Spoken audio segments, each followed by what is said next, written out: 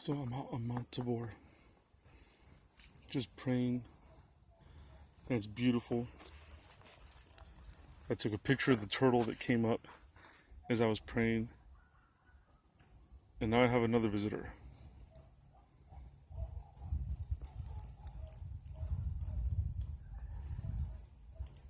And maybe if you'll keep walking, you'll see who it is.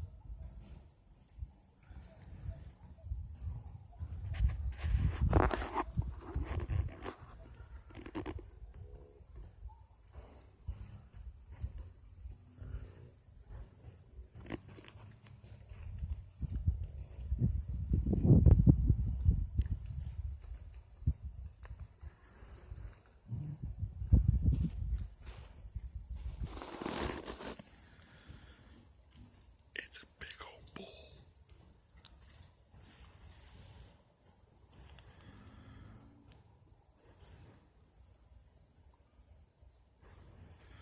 It's a big white bull.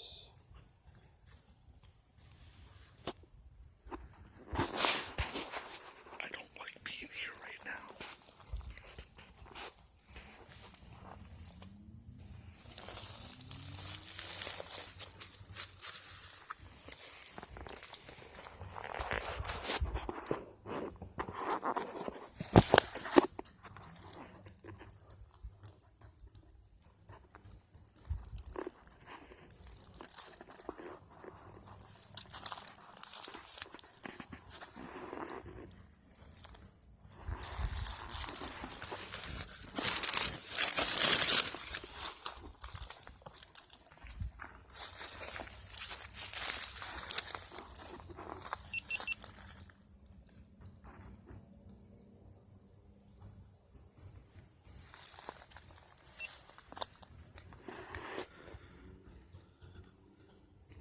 He's foot stomping and everything.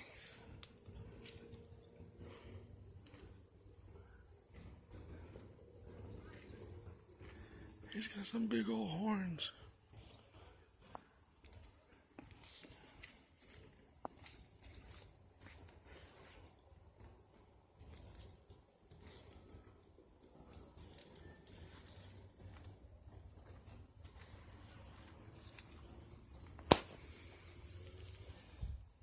This is the last thing I expected. Coming to the Mount of Transfiguration. And a turtle and a bull show up to where I'm praying. Now keep in mind, I'm off the trail. Down here towards the bottom part of the mountain, Laurelton is deeper in the forest. Okay.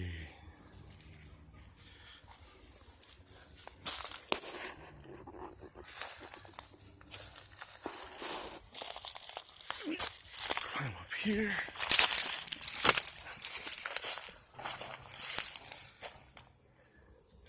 Can you see him now?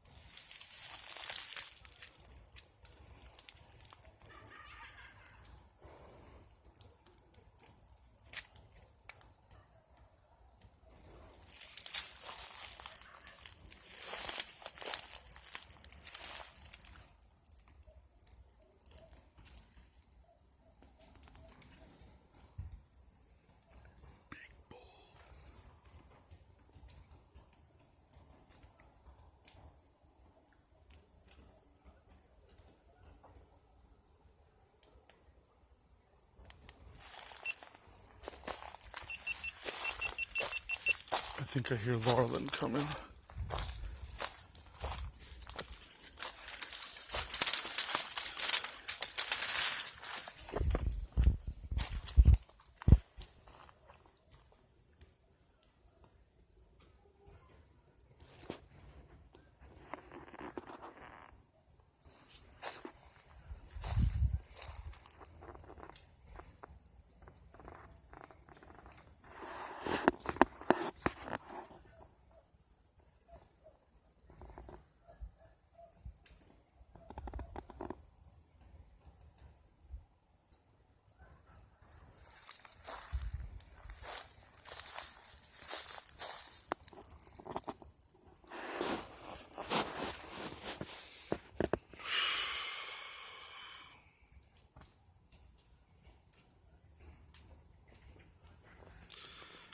So, I know we're 6 minutes into this, but I'll share with you what I was reading. I was reading the different accounts of what took place here, both in Luke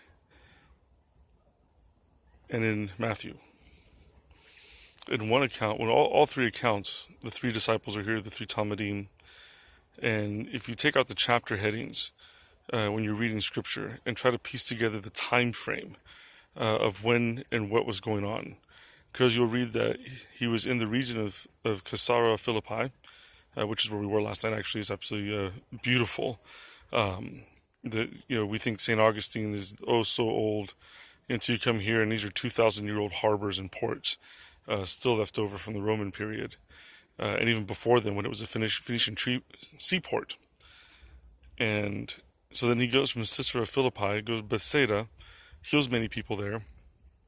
And Bethsaida is right here. It's near one of the villages near here, at the bottom of Mount Tabor, close by, I mean. And then he brings his disciples to this mountain, to a high mountain, is what one of the scriptures say. And although both accounts are the same, that Yochanan and Yaakov and Kepha saw chief cornerstone Yeshua radiating with light and speaking with Moshe and Eliyahu. In Luke, it says what they were talking about. In the book of Luke, Yeshua is telling them about his, interestingly enough, the word in Greek is exodus, his soon-to-be exodus from here. And also in the account of Luke, the disciples were asleep and they woke up, seeing this taking place. What's really interesting is, was there somebody else with the Talmudim? Because the narrative is written from the perspective of somebody who's watching what's happening, not really including themselves in the narrative, but you know that they're there as an eyewitness, and they're just leaving their own name out.